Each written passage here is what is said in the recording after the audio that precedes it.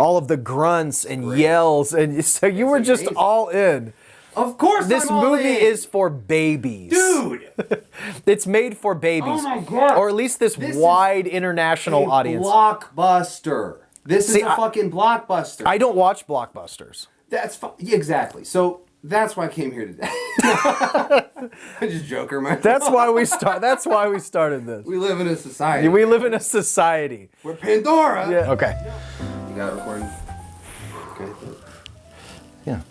Just kidding. Oh. Have you had a Pepsi Nitro? I have. I think I had the black one. Isn't there a different color? There's regular and there's vanilla. This is the vanilla Pepsi Nitro. Oh shit. Pete, don't drink that. Vanilla Draft Cola. Oh shit. Hard pour. Oh. Hard pour. Okay. Are these exactly 16-ounce glasses? Okay, taste test. Notice the rich, creamy. Tastes the like rich, syrup. creamy. I haven't been drinking enough water, dude. This tastes like syrup to me. It's good. It's so creamy. It's very creamy. It's delectable. Yeah, we need to lubricate the pipes for this first episode. Yeah, actually, do you want just pancakes with yeah, you could pretty much just pour this on a short stack and be pretty good with it. How you been, buddy? I've been good, man. It's good to see you. You too, brother. We've been talking about this for a long time, my dude. Very long time. Very long time. Jason, you are my cousin. I've known you pretty much my entire life. Yep. We have a good rapport.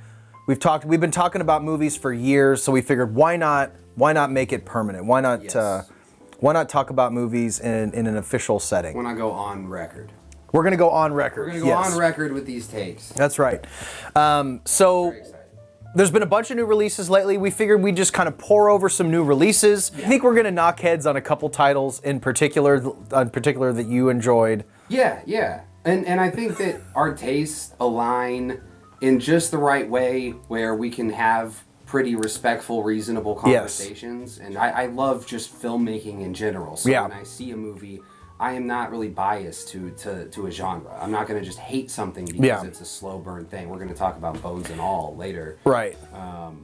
But yeah, I just think it'll be a nice time to gab, and I really enjoy talking about movies. We both love to dissect the nuance, nerdy shit when it comes to the actual filmmaking process, all that nerdy shit, the score, the lighting, all of that stuff. But I would say our taste differ a little bit. I'm into a lot of horror, into the weird shit, the B movies, the trauma, the physical media stuff. And your taste, I would say, is you have a little bit more classy taste in films than I do. I am not. Or is that not the case? I am not a. I'm not calling you stuffy. I'm not calling you a film snob. It's a little stuffy. But I like movies of all kinds, dude. Right. Like Terrifier 2, for example. We'll get into that one. Right. I was big on Terrifier 2. Maybe my number one of the year. My opinion's going to be weird because I liked it even though I didn't finish it. Yeah. That's fine. It was a late night. I watch a lot of movies. It happens. And this is a good one to do it with. So we have a few movies on the docket today. The big one is Avatar. Terrifier 2. We've all seen basically a lot of the new releases. Oh, Jesus Christ. Bones and all, Avatar, Terrifier 2. Yeah. We also watched A Wounded Fawn, which you didn't care for a whole lot. Nope. A little too heady, a little too weird, a little too abstract. For me, I feel like it was just like, it was like The Shining. I didn't mean heady like Kubrick Reborn? Right. Well, it wasn't like The Shining, but maybe it tried to be like The Shining. It thought it was The Shining. Maybe, yeah. But let's start off with the main feature here. What'd you think of Avatar?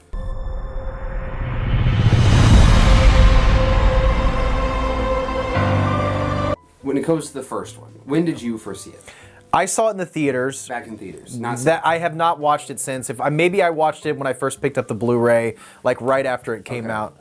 But I had not seen the original since it came out. Yes, I remember going to see it. My mom took me, and it was the big IMAX 3D. Yeah. It was just a good memory of seeing this like 2.5 hour long movie. It was an event. Wednesday morning.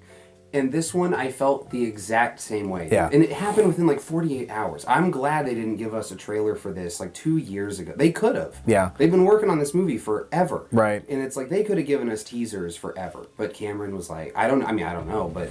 Yeah, he kind of kept the cards close to the chest. Pete, get down. But the first one ended so succinctly that I really didn't know if they were going to go like, and then what happens in the next scene, or are they just exploring? The first one, there was a lot more of the human characters, kind of a lot of the more James Cameron stuff, where it's like the where you have like the military people in I guess what it was, like the base or the command center, the headquarters on the headquarters stuff like that. Now this one is pretty much 100% takes place in the world of Pandora.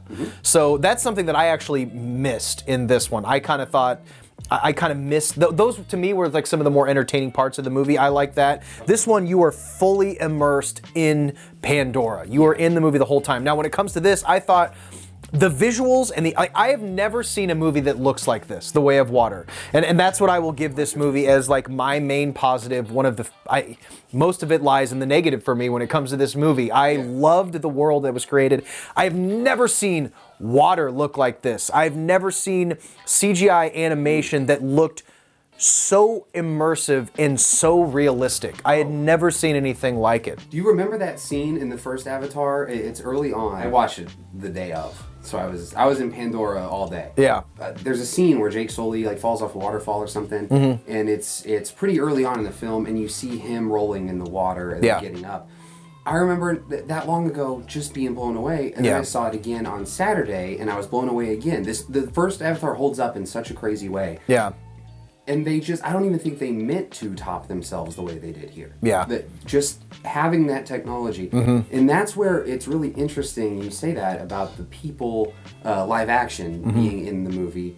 In this one, they do sort of a subversive thing where they're trying to make the argument that they are. Sigourney Weaver was a human in the previous one. She was both, but then in this one, she's entirely Na'vi most of the time. And there's a lot of people that were live action that were now mocapped for The Way of Water that were live action in the first. And I think he pulled it off. I mean, he tricked me into I was still watching the Colonel. I was still watching his henchmen. Yeah. It's just amazing. They were able to go, we made this change and look how we carried it as well. Like, when I look back at the first one, you think that was 2009, right? Yeah. Something like that. We're talking about 11, 12, 13, however, I didn't, I wasn't a math major.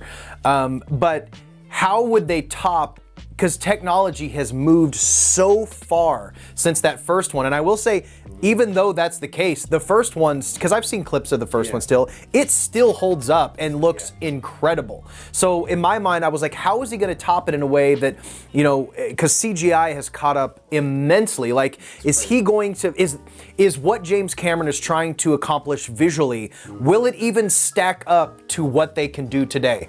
And when you look at Marvel movies, a lot of the CGI in Marvel movies looks like utter dog shit. It is more visually impressive than anything that I've seen in the past 10 years since the original Avatar. James Cameron has kind of cornered his market of, I will not stand to just make something. I'm only going to make something if I can push the technology to its absolute limits, create new technology to make shit look like something we've never seen before. Yeah. So that is accomplished in Avatar: Way of Water. But what the first one lacked as far as story and the dialogue, that's where Avatar 2 completely fell apart for me. I found most of the dialogue, most of the interactions, the story to be so over the top, cheesy, and sincerely laughable. It sure is. I was laughing. Like every time somebody said a line, all of the grunts and yells, and so you were just all in. Of course, this movie is for babies, dude. It's made for babies. Oh my god! Or at least this wide international audience. Blockbuster. This is a fucking blockbuster. I don't watch blockbusters. That's exactly. So that's why I came here today. I just joker, man. That's why we started this. We live in a society. We live in a society. We're Pandora. Yeah. No, dude. Avatar is a world. He wants to do 5 movies. Each movie, we want to stand on its own. But when you look at them all together, they create an even larger connected epic saga. Yeah. It's really one big story, but it's like episodic television. Each one has its own proximal resolution. character problems continue. So they're all Yeah. going to be between now at least 2.5 to 3.5 hours. He wants to do 3 more. Yeah. Yeah. So the idea of people wanting an amazing story that is complicated when all the praise people are saying that's followed by a but, that they're constantly doing that, where they go, it's the most, it's so over the top brilliant. Like, it's so, I've never seen anything like it. No one ever. No one's like, actually, hot take, it looks bad too. No one. There's not even a YouTuber. Why can't we have both, though? I think it was intentionally broad. I think it is. You know, in a way that I almost felt insulting, like I do when I watch like a Marvel movie. But look where the effort was put into. Like, it doesn't require it. Like, I was talking to my girlfriend about this. Like, if they remade Humble brag.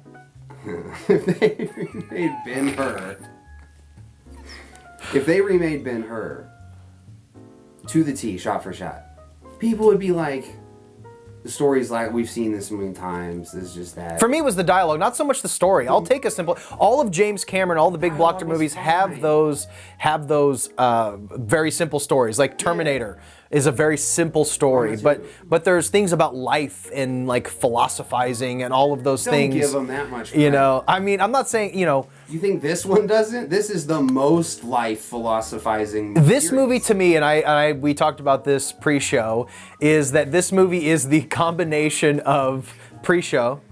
And our pre-show, save it for the cast. But you didn't. And This movie, it's like if you took, and I could watch this movie on like mute or just with an ambient audio track. Yeah. Like this movie is like a Planet Earth documentary. What did I say? Mixed with something else. Mixed with Babe, like Pig in the City. Mixed with Babe, like Pig in the City. Like early George Miller. I don't know. I've Babe, like Yeah. the pig movie. Yeah, the Pig movie. Okay. What were you talking about? This movie to me was more of a nature documentary than it was. Like I would rather just put this on in the back room while I'm background while I'm cleaning the house. Yeah, and I think I just don't think anything anyone can say about this movie feels like a criticism. I feel like this is the best movie Ever made? period. It's so good. And Yeah. because if you think it's for babies, It's for babies and small children. But then it's too violent for small children because guy of all gets the his arm arrows. cut off. Yeah, but there was no blood. You notice that? There wasn't not a single drop of blood. It was I like love seeing those arrows, dude. Like the proportions. that looked awesome. The 3D looked amazing. Oh, here's what I wanted to say though. Something I have never seen before in a movie. Like not just like the whole movies like that, but a specific thing. Not being able to tell like what was and wasn't CGI. It's easier for me to just believe it all is. Yeah. Yeah. Dealing with shadows and lighting. Like, oh my god. It looks so. That's what I'm saying. It's a visual marvel. You cannot tell what is CGI and what is real. Like for some of the shots, I thought, did he just really film like a brook and some trees, or like how much of it is it 100% generated in CGI? Like, and also even in the backgrounds, you can usually tell in a Marvel movie that they're standing in front of a blue screen. The layers of this movie, you could not tell where there was a green screen. It was put together so perfectly in that way. Really prime example is that rogue Tupac. The rogue fish, the big whale. Tupac. According to Avatar.com, Tulkun, of all the marine fauna inhabiting the Metkaina Reef, only the enormous, highly intelligent, sea-dwelling Tulkun are truly sentient. The big whales. Yeah. The one that is like, outcast. Yeah. When they're on the surface of the water, like when you can see the eye, yeah. Well, and he's jumping on the back of it. Yeah, it looked. And I'm like, how in this movie does the back of the whale look practical? Yeah, it does. What is this? Yeah. Like I wasn't sure. You cannot tell like if real or thing. what is practical and what's CGI. You cannot tell. Because the aliens are like that's the thing. Like the aliens, no one is gonna. That we're not stupid. Like it's never gonna look real because it's an Avatar. So it's like, but the world he creates just the way it all melts together. I do think some of it could have been shaved down because sometimes I lost focus of the story. Something will be kind of popping off like, oh, people. Basically, the story is bad people are coming, must fight bad people, must protect the ocean. There really is. The story is so paper thin, which is fine, but you'll get some momentum going with the story, and then we're gonna have a 15-minute BBC Planet Earth underwater scene. That's exactly right. And then you'd kind of like go back and forth. So I just never felt the momentum of the story. And honestly, I didn't care about the characters. I didn't care about any of the characters. And honestly, sometimes I started getting confused at who I was looking at. Like, what character am I following? The oldest son, the youngest son? Like, they all started blurring together. And if you're bored, it's harder to do. I fell asleep a couple times. If you come back into a new scene, it is hard to get readjusted. Like, there's a couple times where I was asleep and I did one of those like jerk things where you jerk yourself awake, and I'm like, oh, this shit's still on. I got jerked around a whole lot. I saw. Oh, you saw the 4DX or whatever. Yeah. Yeah, it was a rickety thing. I've heard stories about like in LA and these other theaters where there's like splash. It's super intense. I saw the Keanu Reeves. What's the Keanu Reeves? The Lake House. No, what's the action movie that he's doing now? The replicas too. No, John Wick 4? Yeah.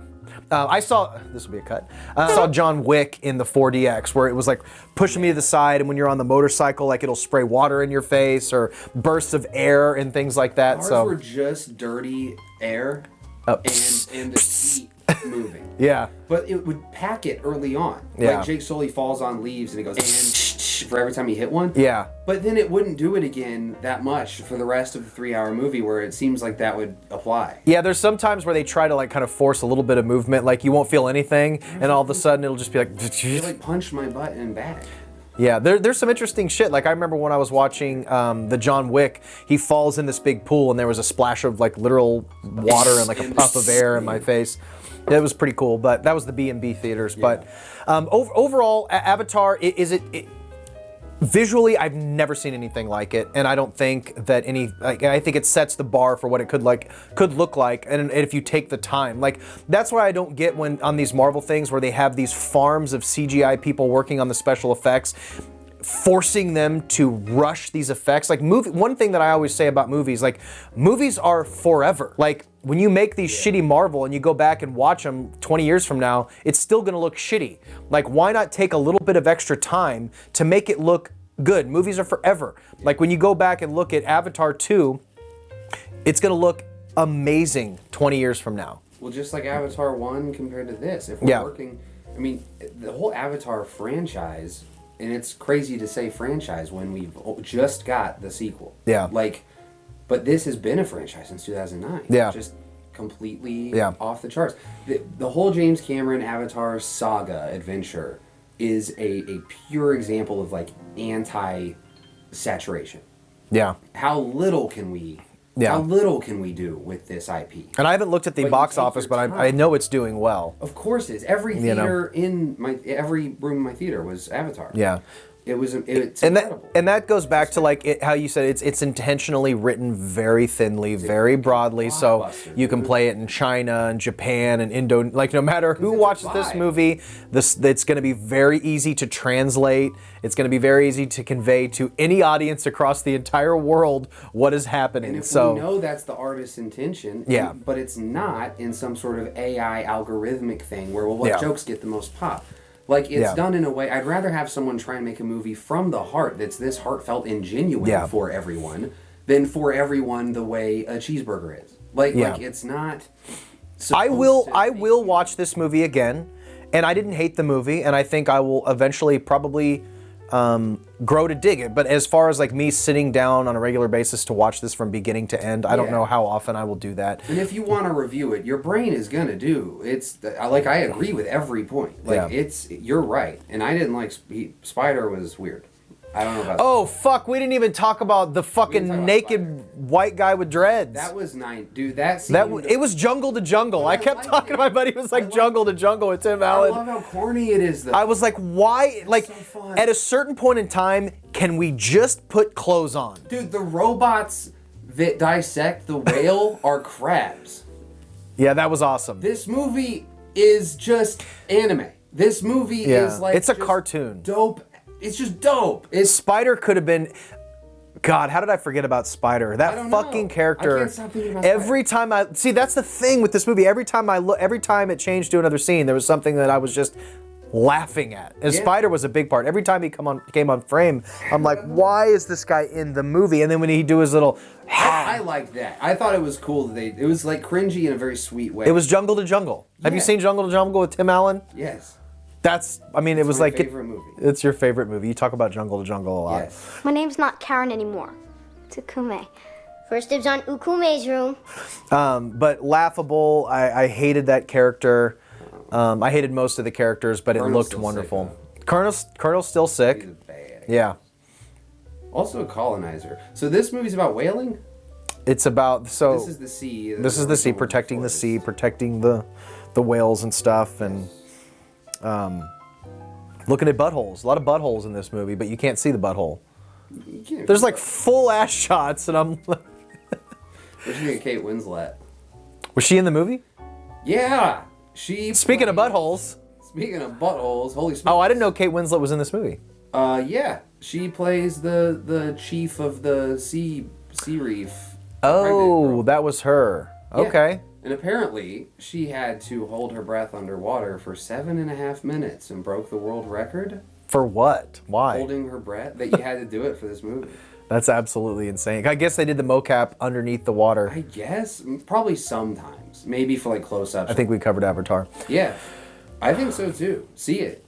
It's definitely worth seeing. I hadn't reviewed the movie yet. I still want to review it in a standalone review, but this is pretty much my thoughts on it. It looks wonderful, but the dialogue is laughable. But I think it's the same shit that was said that everybody said about the first movie. Yeah. So I think it's what you'd expect out of the movie. It looks incredible. It's probably the best looking movie I've ever seen. Yeah, flaws and all. Yeah. It's still doing what it also, just at the end of the day, you have to give it props for building on its predecessor. Yeah. And James Cameron's follow through, man. He's a soldier for spending like basically the twilight years of his career on 5 Avatar movies. Well, and people roast him all the time. Cause it's like you're making fucking underwater documentaries and stuff. Yeah. It paid off. Like he wasn't crazy. He was like, no, this is what I'm interested in. This is what the sequel's going to be about. Yeah. So see Avatar. Yeah. It's goofy as shit though. We got to talk Terrifier 2.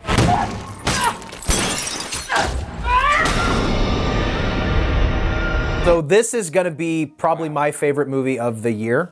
At least favorite horror movie of the year, between Pearl, which you still haven't seen Pearl. But Terrifier 2, I was not a fan of the first one really. I didn't finish that one either. I struggled with that. That's one that I started.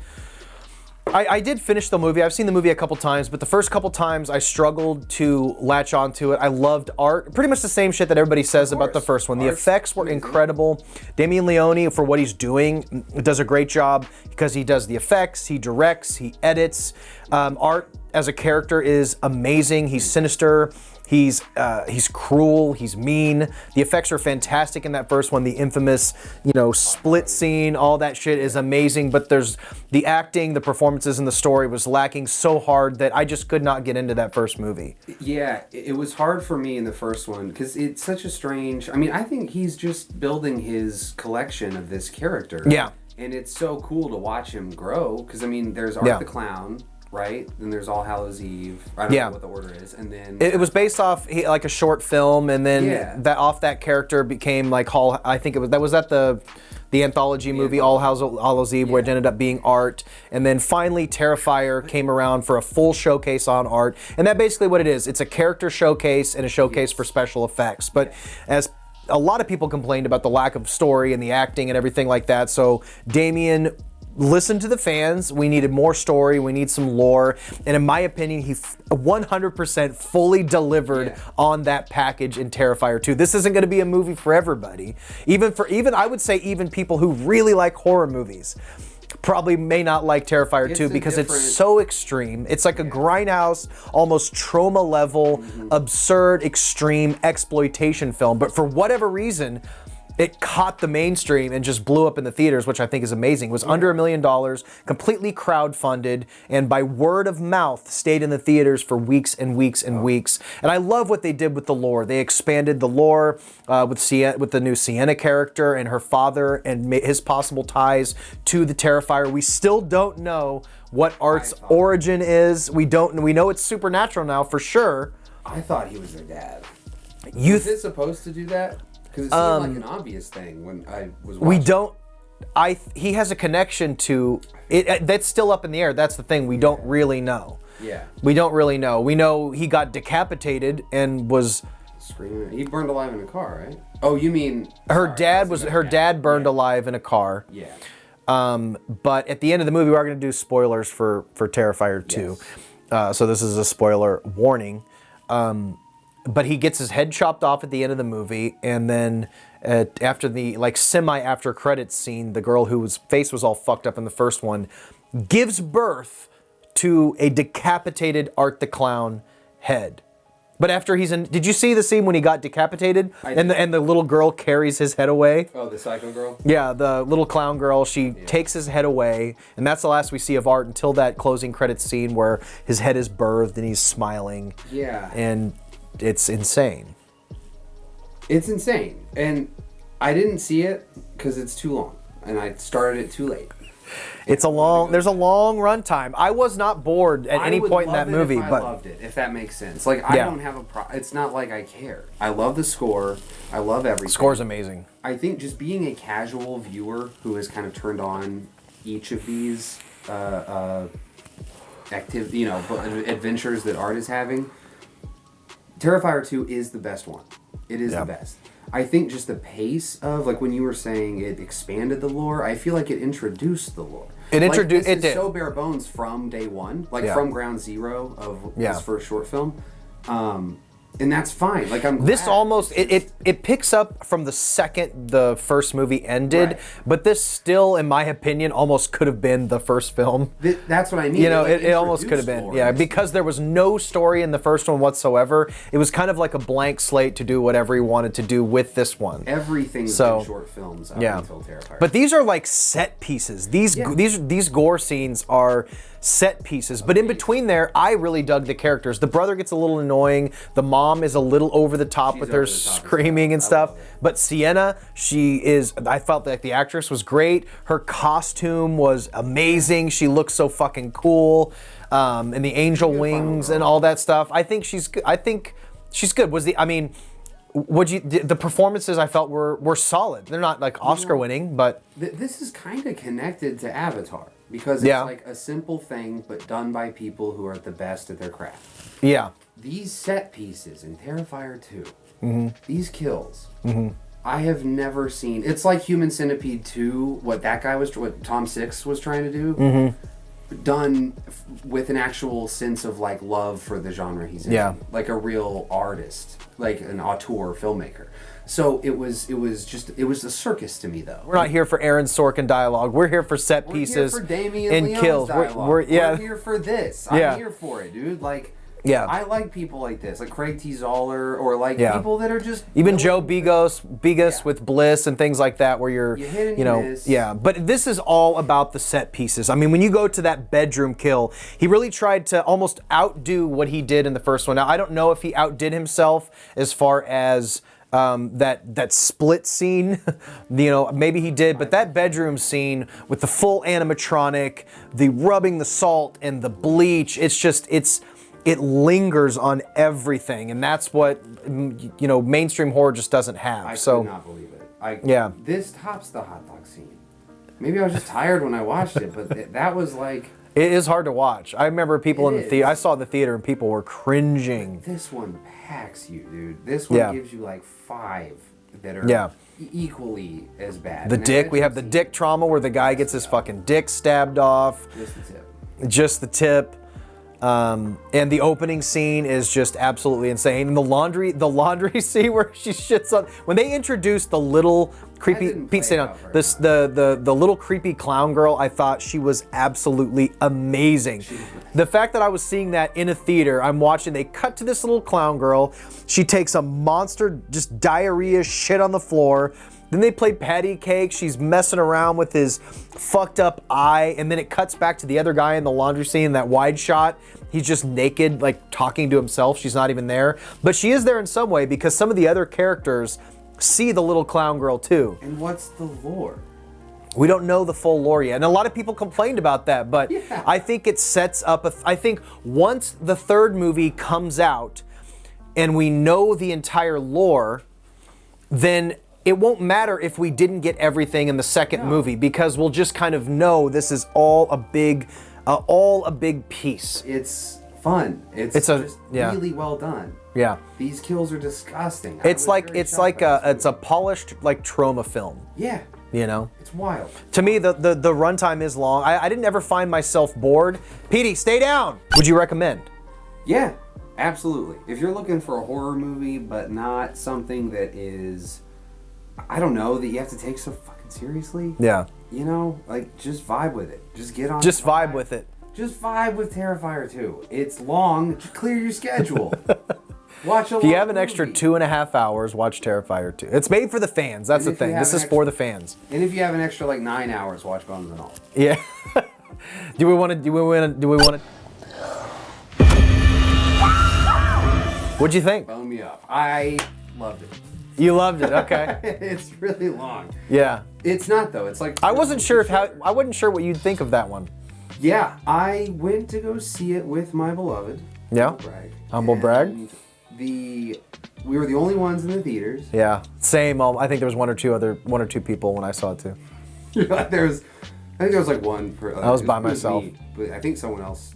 Oh, well, there's a guy who's cleaning the theater. That's pretty much it. Head in, I said hi. He said I'll come back.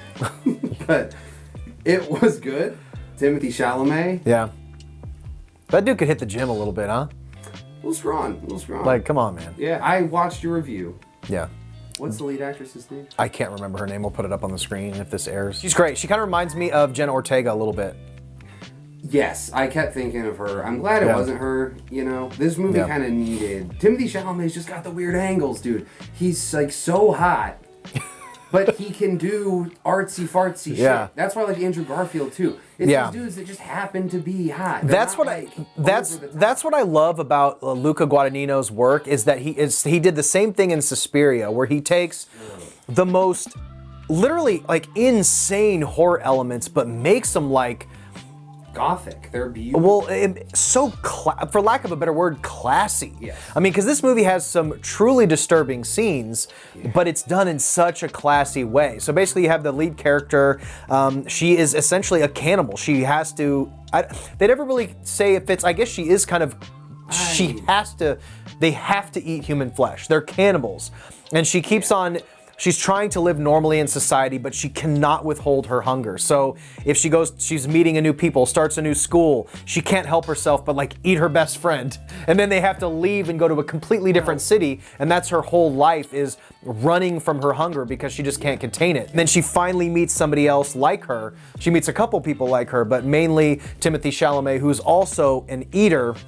And it's kind of like a coming of age road movie with cannibalism, but the cannibalism is like almost a side dish for this love story. It's almost like a YA kind of, I won't say Twilight-esque, but it is like that kind of schmaltzy romance, like a real love story. It is. But with cannibalism and some gory stuff. The gore is done so raw. Yeah. Like they just shoot it and Mark Rylance. I had never seen him in anything. I didn't know him. I was like, this guy is amazing. He is so good. He's one of those dudes that I pair with like Richard from, you know, Dad and Step Brothers? Richard. Yeah. I don't know his name, but I know who you're talking about. James. He was just in he was in the Dahmer show. Yeah. Just such a reliable, good actor, But man. it's like they started acting at 60. Like, you know they've been working for decades, like acting, but then they're just famous now. His character in Bones and All is so creepy, dude. Very creepy, but the one thing I think Guadagnino does so good in all of his movies is that his focus is always on like the intimacy. Yeah. Not even just character development. Not loneliness, story, companionship. just sitting in it. Yeah. And what is more ripe for that kind of picking at by a filmmaker than something like cannibalism. Right. It's so raw, it's so taboo, but it's scary. Yeah. And so him being able to pair this, it's so strange that he took his work in Suspiria and that horror thing that he really did kill. I had no idea until recently that it was the same director of Suspiria and Coming off Call Me By Your Name into Suspiria is crazy. So him choosing what most people would do, and this isn't like a knock, I don't even know if this is a good comparison, but like how Jordan Peele, it's like Get Out and Us, 2 low-budget movies with millions of eyes on them. Yeah. And then Nope is his first, like, what if I did a Spielberg thing, though? Yeah. Like, what if I go big? Right. Guadagnino could have easily done that and kind of been like, well, what if I combined them in this? And he almost went smaller with this. This is a small movie. It's like an indie. Yeah. It's like an indie movie. It kind of reminded me of, like, if you've seen American Honey. I was going to bring that up. Yeah. It reminds me of American Honey. Yeah, because there's really no plot. No. There's a story of both of these characters, but as far as the movie's not plot driven. No, that's kind of what adds to. You know what? In my review, I compared it to My Girl 2. How it's 2 characters on the search, like she's trying to find her mom, you know? And then Chloe Sevigny's, My Girl 2 is awesome. Don't sleep on My Girl 2. But Chloe Sevigny, is it Sevigny? I think it's Sevigny. I never knew how to say her name, but she, her little cameo in that movie is fucking terrifying, dude. Like, it lulls you into such a state of like zen, I was just like to that, and it just keeps showing her looking at the camera and with her hands just like, oh my god. But the performances are absolutely incredible. The movie is heartbreaking. I will say real quick, she had a lot to do in this movie. Like, they kind of put the lead role on her. Timothée Chalamet is supporting. Yeah. And she's playing such a complicated character if you look at her circumstance. What's in her head? Like, what she must be, how this character would be. Yeah. What did you think, though, of Mark Rylance coming back? And did you notice... I was terrified for her, dude. Did you notice that in that scene, the shot opens, spoilers for Bones and All, when she comes in and the shot is on her ponytail as she's walking in. Oh, like, yeah. Oh, no. Like, he wants her hair. Yeah, but then I like a couple days later, I was watching... Are you talking about the first time they showed him or when he comes back in the truck? When he comes back to kill her and him, and that whole ending happens. Oh, yeah. The whole ending. When she gets home in that scene where he's there, or comes in, and she focuses on her ponytail. But also, did you know that when she stretches the rope out, his sister's hair was in there. I didn't even notice Oh, that. yeah. He killed his sister. That was so fucked up. So in the movie, if you haven't seen this is a spoiler, but Mark Rylance's character has kept the hair of every person he's ever eaten and has this long rope. So he reminded me a lot of Lestat, to where maybe he was uncomfortable with this at the beginning, but he grew to love the hunt, to love the kill, and take trophies almost. He was... No. You didn't see it that way? No. That's the way I saw it. I think this movie... I think this is not one-to-one realism, which is usually just how I justify movies I get a little bored in. Yeah. But it's like, okay, let me look at this more like an expressionist thing. Okay. So there's a lot there. I mean, this movie, I think, is all about loneliness. It's all about loneliness, how we cope with it, all this kind of stuff. And that's why it's just kind of vignettes. You know, they go to Michael Stolberg and his weird... David Gordon Green's there. That was a creepy scene. Yeah, I was very not... creepy. And just showing, like, it's interesting to have... It's not like X-Men, where these people have, like, powers. Like, they're dangerous because of that. They're essentially human. They're just humans. Yeah, they're just humans with this disease. And everyone's kind of compared it to, like, you know, it takes place in the 90s, I think. So it's, like, right at the AIDS epidemic. Yeah. You can make that... addiction. There's some addiction parallels. Addiction parallels. But at the end of the day, just a lot of human parallels. It's a lot of... So I think it's just interesting how Mark Rylance is...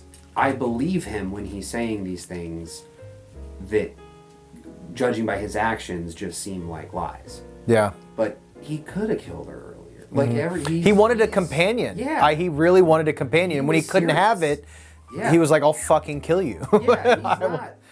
Bones and all. The idea of eating bones and all. What a creepy, weird concept. I really thought it would be ballsy if they ended with her eating him. That, yeah, breaking eating it down more.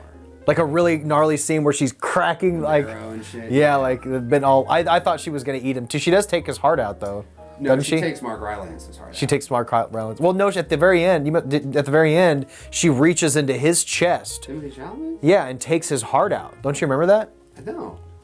I think so. Man, unless I'm making that, maybe I'm making that up. I don't know. I thought he did. Are you fucking lying? I may be straight up lying to your face.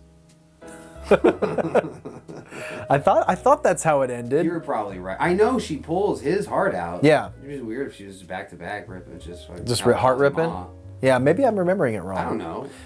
More Because he hearts. said he wanted her. I thought he said that he wanted her to eat him, so that like he's a part of her or whatever. Yeah. Because he knew he was gonna die. You know. He got shot, I guess. Yeah. This is a- I kind of wanted him to survive. I was kind of bummed. You know, that was a sad ending, but you know, Very sad. very apropos for the sadness and loneliness of this movie. But It's now depressing. movie. it really is depressing. But overall, I thought it was a great story. This is an unexpected movie. I knew I wanted to see it because I love Suspiria so much. So good. And he's just such a good director, and he does not make accessible movies to everybody. Like this movie is not going to be for a wide audience. Even with the somebody like Timothée Chalamet, who's one of the biggest stars in the world. Yeah. I don't think this movie still They're just did homies, much. You know, they just work together. I think Yeah. they just wanted to do something. It's low He's a budget. great actor, man. I'm ready to see him in Charlie and the Chocolate Factory. I think he's going to be a good Wonka. He would be a good Wonka. Is Yeah. that what's happening? Yeah. Oh, Like it's wow. done. Like they filmed it. He is Willy Wonka. Gee whiz, man. So I think he's going to be great. He's a He he's reminds a very me- versatile actor. He's got a really honest face. Yeah. Like you believe him. It's all in the eyes. You know. He's doing what Robert Pattinson ended up taking, you know, like 15 years or so to like Mm-hmm. Yeah. do. Like Yeah. he's starting off. Yeah. He's with his being career. smart with his roles by Yes. picking good movies with meat on the bones. He's not worried about making blockbusters and being a But superhero. he'll He just do wants Dune. to do good work. Yeah. But it's because it's But with an auteur. Yeah, Yes, exactly. It's crazy. With auteur He's directors. great. Yeah. He knows what he's doing, man. He knows what he's doing. And a movie it reminded me a lot of was Let Me In. Yeah, which I have not seen that movie. The Matt Reeves one? I haven't seen either of them. That's a Wow. big blind spot. I would I check need to them see out. those movies, yeah. I would check him out. Let Me In. It's a few examples where every piece of media about that story is great. The US original version, one is Swedish version, they're both good? and the book is great. Okay. Like it is just amazing. But it's that same thing of just being like, what if we, you know, looked at love, but told through, I don't know, the eyes of just these characters are so unique. I mean, Yeah. the first one's really young kids and Let Me In, and this one is fucking cannibals. It's Yeah. just, I like it. And the cinema, it's just shot so beautifully, shot very well. you know. Very well. It's no Pandora, but it looks very beautiful. No, it's not Pandora. Nothing is. But yeah. So Bones and All, would you recommend it? Who would you recommend it to? Oh man. What kind of movie fan would you recommend Bones and All to? Because it's not for everybody. A24 guy. Like an A24 kind of artsy fartsy type of. Yeah, I mean, I like recommending everything to everyone, so I know how to judge. I could even see like a young girl who's like obsessed with Timothée Chalamet. Like I have to see, I'm so in love with him, and you watch the movie, and even they, I think, might be a little bored with it. I hope people check out movies just because, like Pattinson. Or Yeah, Chalamet. Yeah, let the hot guys work. Yeah. Work for filmmakers. But it's not gonna just if you're like. Timothée Chalamet's built-in fan base is not going like that. Fan base is not going to be broad for this movie. they would you if know? they cut it to 13, or like Yeah. you know, if they made it, they Yeah. could have. It would have been Yeah. taboo. But it is for the art crowd if you like movies like hangout movies, American Honey, almost like Lamb, Green Knight, those type of slow-moving, atmospheric tone poems. yeah, almost Terry Gilliam. Yeah, it's very weird, but it's grounded somehow. It's very grounded, but it is otherworldly and surreal. It's weird. It's a lot of things. I meant to say Terrence Malick. Yeah. For the record. Good deal. Anyway, Now, we both saw another movie, and I think we're going to kind of close on this one, which I think we both had quite different opinions on. I liked a lot about this movie. Don't speak any evil. He's only a child, for Christ's sake. You can't talk to him that way. What is wrong with you? Speak no evil. What did you think of it? I loved it. You loved it. I loved parts of it. I loved a lot of it. I love it when movies make me feel really bad about myself. I felt so uncomfortable during this movie. wild. Dude, it's Yeah. wild. Have you seen All My Friends Hate Me? No. Good. I live it every day, though. I know. But, no, you're loved. Don't talk about my friend Justin. Thank you. Thank you. But Speak No Evil is Give us a setup. cringe as hell. So a family from, I believe, Norway. Norway, Tuscany, something like that. Oh, yeah. Meets a German family while on, I guess, vacation or something. And then they go their separate ways.